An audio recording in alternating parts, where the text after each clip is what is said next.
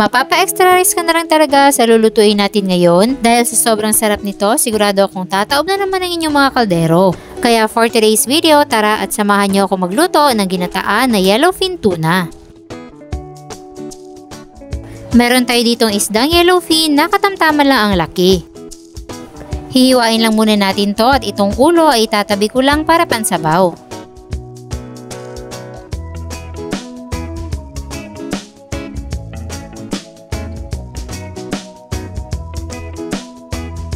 Pagkatapos natin itong ma-slice ay bubudburan natin ng asin at paminta.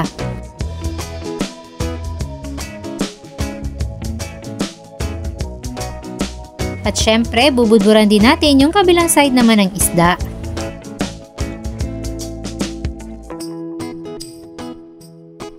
Pagkatapos niyan ay una muna nating piprituhin itong ating mga talong.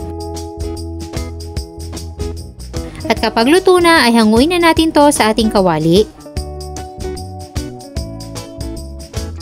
At simulan na nating prituhin ang isda. Hindi ko na pala pinagsabay lahat para maluto ng maayos yung ating isda. Antayin lang natin na maluto ng husto yung isda. At kapag luto na ay isa-isa na rin natin itong hanguin sa kawali. Isunod na natin yung mga natitira pa. At kapag naluto na natin lahat, simulan na natin mag-assemble dito sa ating kawali. Una natin ilalagay ang sibuyas. Tapos itong dinurog na bawang. At sunod itong luya. Tapos ipapatong naman natin dito yung mga pinirito nating isda.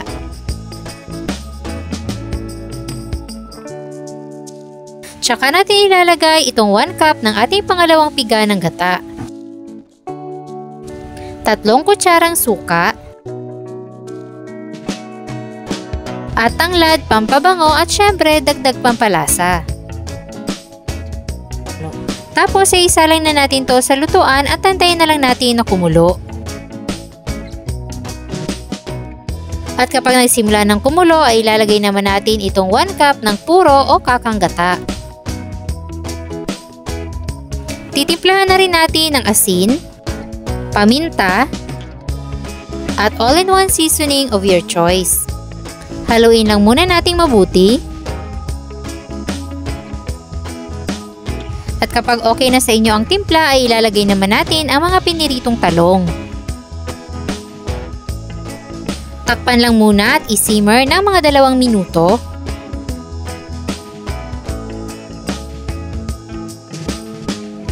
Tapos ay maglalagay na tayo ng siling panigang at malunggay dahil mas masarap kung merong gulay. At antayin na lang natin na maluto ng bahagya itong ating malunggay.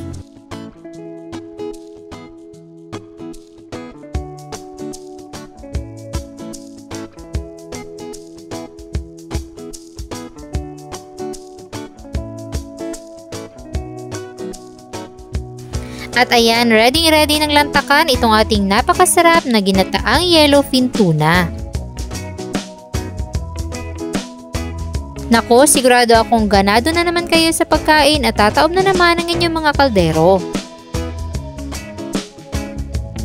At kung gusto nyo ring magluto nito, hanapin nyo na lang dyan sa baba ang kompletong listahan ng ating mga sangkap. At sana'y nagustuhan nyo ang ating recipe for today. Enjoy!